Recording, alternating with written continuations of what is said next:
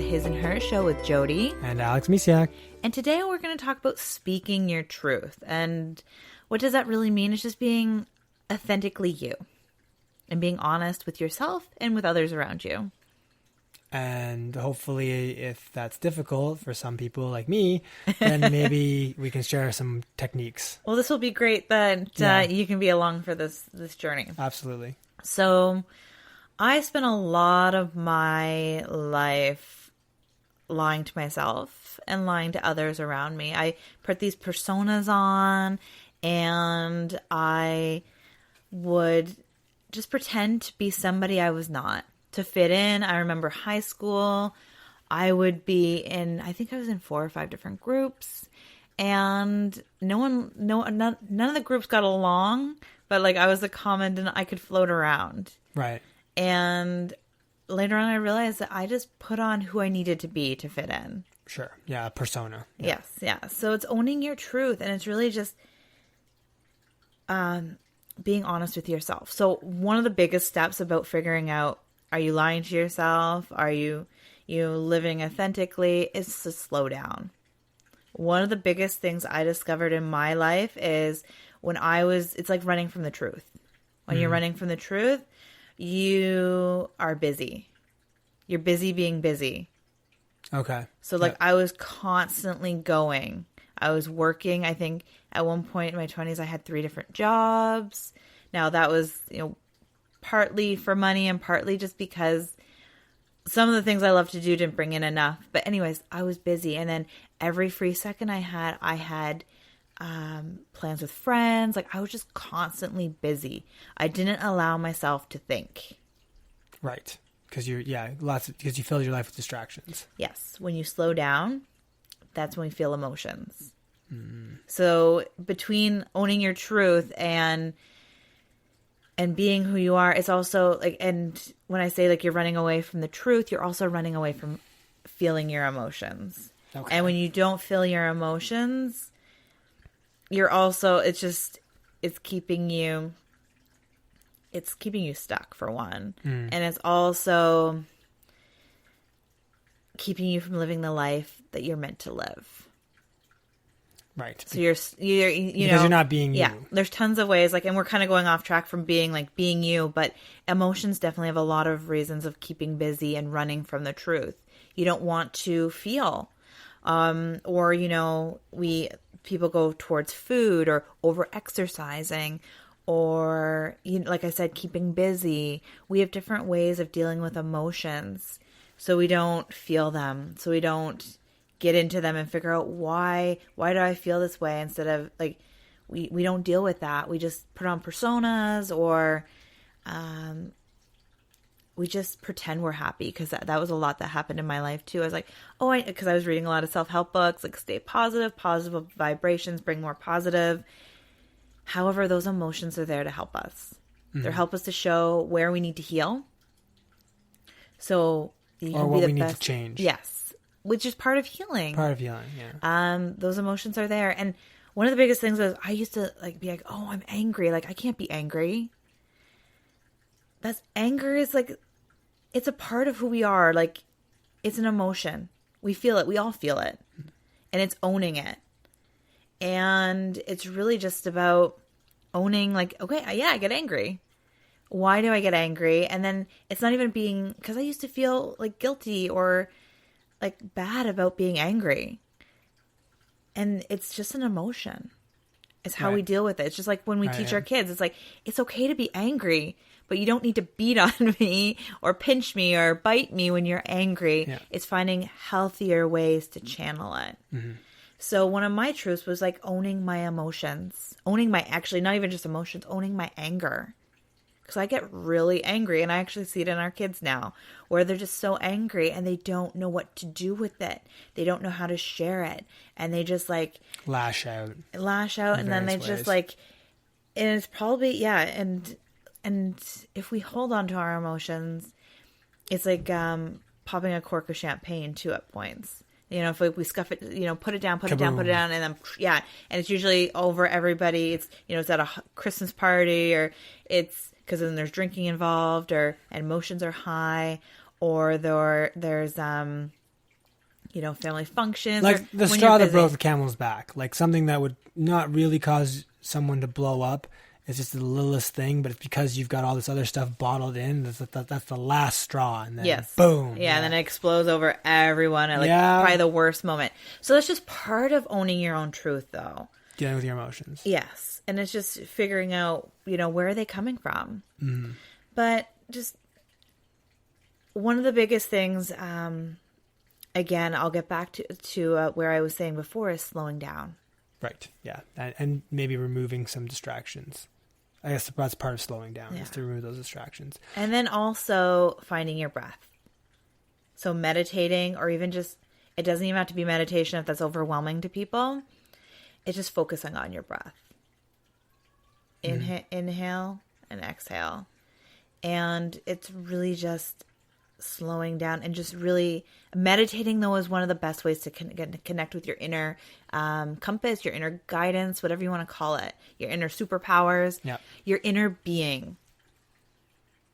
And you're a big fan of guided meditations for that kind of stuff. I do, right? because my mind likes to wander. Oh no, I'm totally guilty of that kind of stuff. So I think I love guided. I know I've talked about the meditations before in the past on other podcasts. I really should start penciling in time in the evenings to do some guided meditations. I've been really busy at work. So it's like by the time I would get to the guided meditation, I'm just going to fall asleep. So. That's why guided meditations are good, though. But I find that if I meditate in bed right before bed, it's going to just guide me to sleep. Yeah. So it's doing it before. Like I always would be doing it. And before we relax for the evening, yes, you'd go do a guided meditation, then you'd come do other stuff, and then come down and relax and stuff. Yeah. Well, the other one is I want to get back into my morning one as well.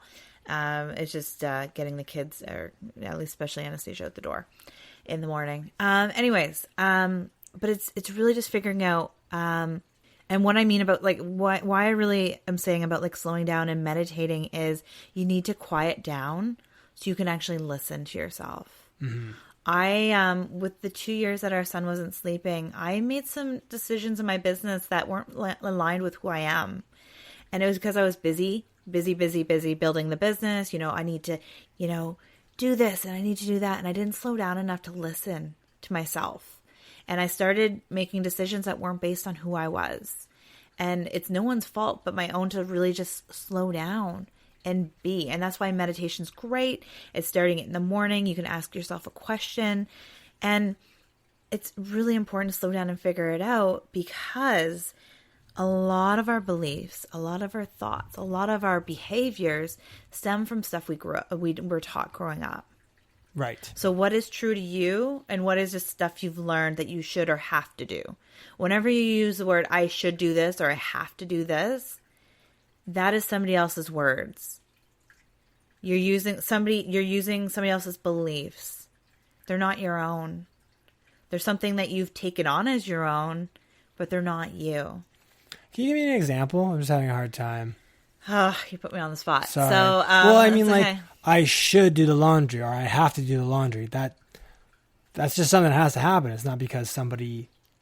That's not a belief, but maybe something like, I should go to this Christmas party because everybody else is going to be there. Yes. Something like that. Yes, or I have to go to my family function. I have to go. What are they going to think of me? Or I have to go because that's what's it's what I have to do, or I should do this, or else somebody's feelings are going to be hurt. Yeah, there we go. And it's about putting on other people's you're filling in the shoes of somebody else's expectations, not of your own. Okay, that makes sense. And so if you've never really taken time to think about things that are you and authentically you, this can be a little overwhelming.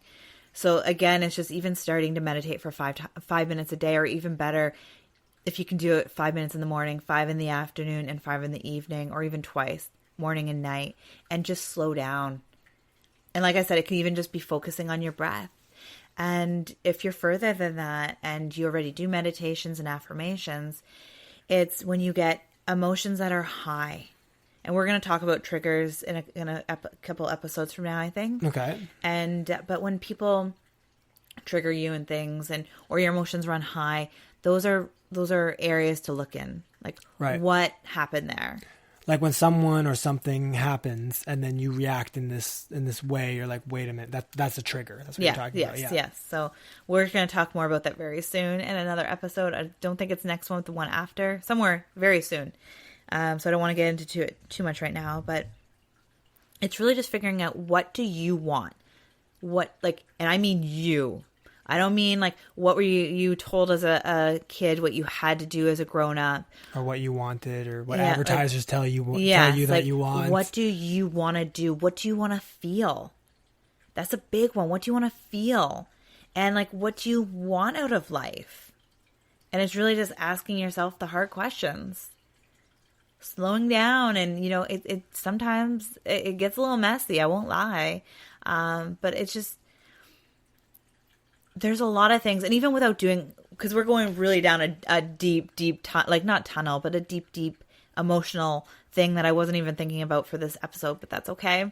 Things just happen and flow and they go this way.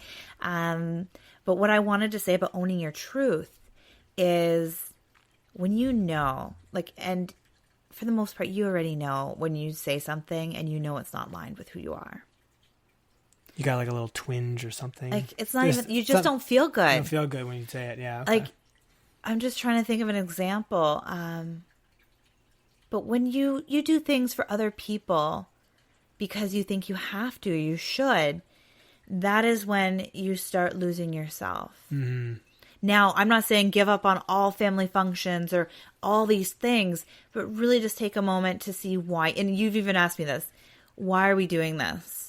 Are you doing this for you? Or are you doing it to fill somebody's expectation? Yep. Now, it's not about not caring about other people at all. And because there's a fine line between not caring and like taking care of yourself. Yes. Yeah. There's a fine line, because you can really go the other way, where it's like, fine, I'm just going to hang up on myself. But it's just like, you've always asked me lately is, you know, why are we doing this? It's like, are you feeling somebody's expectation, or are you doing it? Like, and it's usually, it's like, I really care about this person and I want to be there for this person. Right.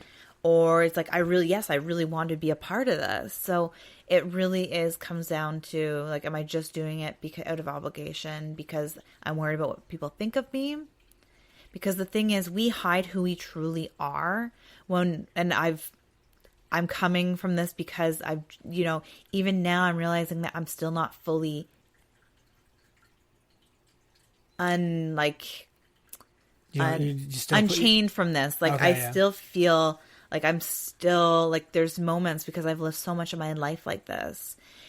One of the things I've realized is we put personas on and we lie to ourselves. Like, one of the hardest things is we lie to ourselves, and it's not that we want to, but it's just, you know, it gives us comfort. It's kind of almost like a comfort blanket, or, you know, like safety. Yeah, safety net, and it keeps us safe. And we think or at least we think it keeps us safe, even though we're actually kind of, and I don't want to say dying from the inside, but we feel less awesome because we're not living on purpose. And one of the biggest things for me is realizing that it came from not feeling worthy enough. That I was afraid of what other people thought of me. Like, that was just part of it. That's what I've been, you know, I've kind of worked with already. But it's really getting to the point where it's like, I don't want people to think, you know, that I'm worthless, or it's just, and I even realized that I was looking for support in the wrong areas. Like, we came from a family function, and I was just like, wow, I did not feel supported there at all. And when I came back, I reflected on that. And I realized that is something that only I can do. Only I'm looking for love, but it's like, I need to love myself more. It's not that I need to look for love from family members, friends, or anywhere else. I need to look from within. Mm-hmm. So it's really figuring out where that is, like, what's showing up in your life that you could, like, when we look at other people and we think that, because here's the other thing.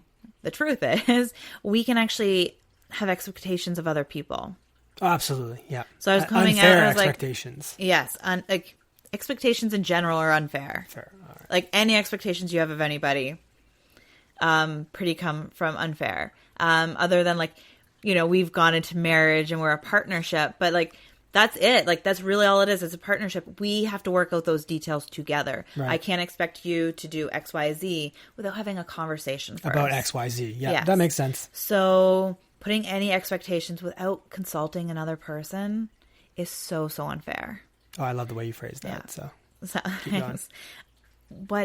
So we put expectations on other people, and then we're like, oh, well, that person, and then we actually do that too.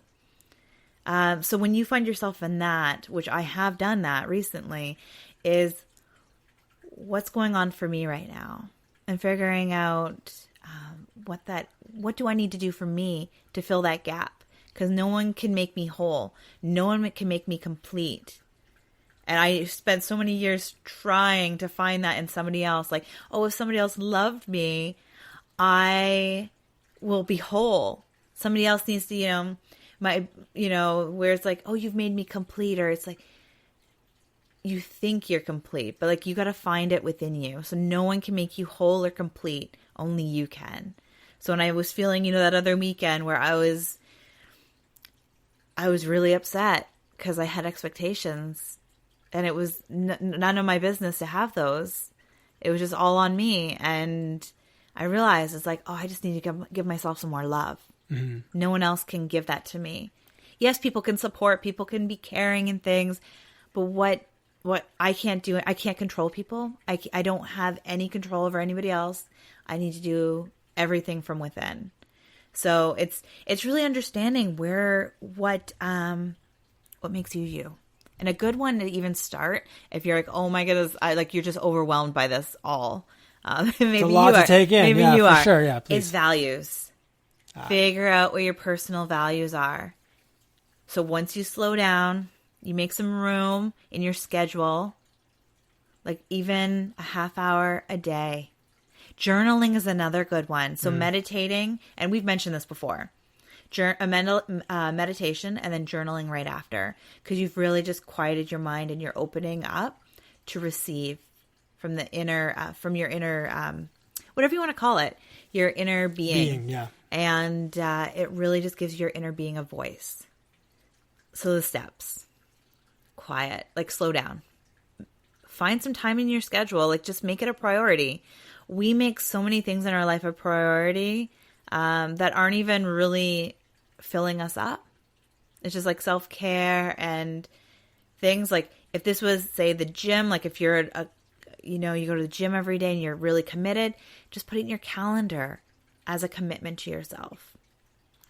We ourselves have a hard time with that sometimes, but it's literally putting it down. I know in the summer I was committed. I was like, I don't care what's happening in the morning. You have the kids, Alex. I'm meditating. Yeah. And when they go to bed, I am meditating. So slow down, meditate. And journal if that feels like. Here's the thing. These are all loose ideas because, again, what I've discovered on my journey so far is you got to do what like if meditating in the morning doesn't sound right, it could be in the afternoon in your car at work. Whatever works for you. But it really is, the simple steps is slow it down. Find that time in your planner. Meditate if that's something, but slow down and at least connect with your breath. Journal if that feels something that works for you. And if you feel like nothing, and I think we've already said this on a podcast, but repetition is awesome. Yep. Is if you don't know what you want to write in your journal, say, I have no idea what I need to write today, but I'm writing because I'm committing to myself to write in my journal every single day, or at least once a week, or whatever you've committed to, and then just see what happens. Usually, I don't think I've had a time that nothing came out after that. And if you still are like, well, I have nothing to write today, okay, I guess I don't. And you can keep going for a couple more sentences. And if nothing comes out, it's like, oh, okay, clearly I have nothing to be heard today. My inner being doesn't have anything to say. And maybe later in the day, something will pop up. Or something it won't, but it's being okay with that. Mm-hmm. And then other times, like I've spent like at least like a half hour or even more, like writing. I'm like, oh man, we got to relax before bed. And I'm like, oh, I keep going and going. Your longest session is probably around an hour, but yeah, that's okay though. But yeah, so it's, yeah. And then And then if you want, like, you can even just Google personal values and see what there's usually a list of them. And you can just, there's not all the values I usually have. Like, I have a whole page myself, but you can just either print them out or just look at them, and anything that really feels like, oh yeah, I like that word, write it down. Then go back. Like, if you're me, you probably have like a million, well, not a million, but a lot. And then go around and give it like a 1 to 10. 10 being like, oh yeah, that feels really good. And then like a 1, and then you slowly get down.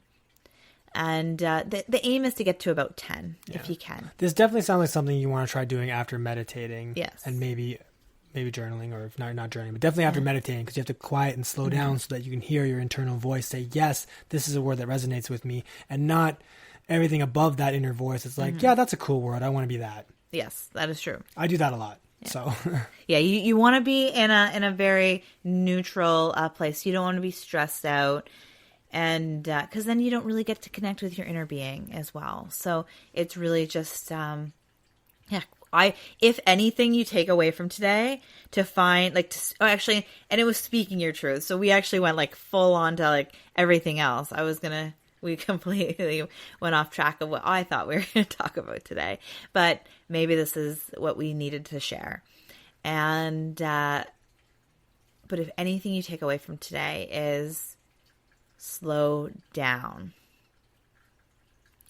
Life gets so busy, and then we get being busy, that sometimes we don't even know what we're feeling at that moment until we explode on somebody. So it's about slowing down. And it doesn't have to be like, I need to take a vacation for a week, or I need to take a day off. It's just finding those little moments in time. Lighting a candle, or having a diffuser on with essential oils, like whatever works for you, and just allow yourself to think, or even not think, just be. Because usually when we're thinking with our brain, we're not letting our heart do anything. So it's just allowing yourself to be for a little bit and see what comes up. Like, if anything, just if you take only one thing away, or you're like, this is insane, even just slow down a little bit. And even start with some little self-care. Another, where I started before meditating was in the bathtub. I'd have a bath once a week, and I'd have music playing that lit me up, and that was it. I would think, or I'd just be, and that was my first step. So if it's a little overwhelming to anybody listening, my first step was just having a bath once a week and allowing to just slow down. Yeah, and then I think, like anything else, it's like a muscle. The more you work it, the easier it gets, the more you can do, that kind of stuff. Yes, and it's just, that sounds cool. Because not like this is a meditation episode. However, it is one of the tools that I've suggested. When I first started meditating, I actually got more irritated because I was living with my grandma at the time. I was in the middle of a meditation. I was like all stressed about it. I'm like, I got to do this right. And I was all like, and then she'd come down and be like, hey, Jody. I'm like, I'm in the middle of meditation. I'm like, that did not help me at all. No. So baby steps if you're at the beginning. Yeah. Be gentle on yourself. Actually, at any point in your life, be gentle on yourself. And baby steps. You don't have to be perfect. And like I said last week is, I always had to be like perfect right away. Or like I had to know what to do right away. That just sets us up for failure, or not even finishing what we started. Mm-hmm. So just really just ease into things. So I hope I hope this helped a little bit, and I hope you have a beautiful day. Bye for now.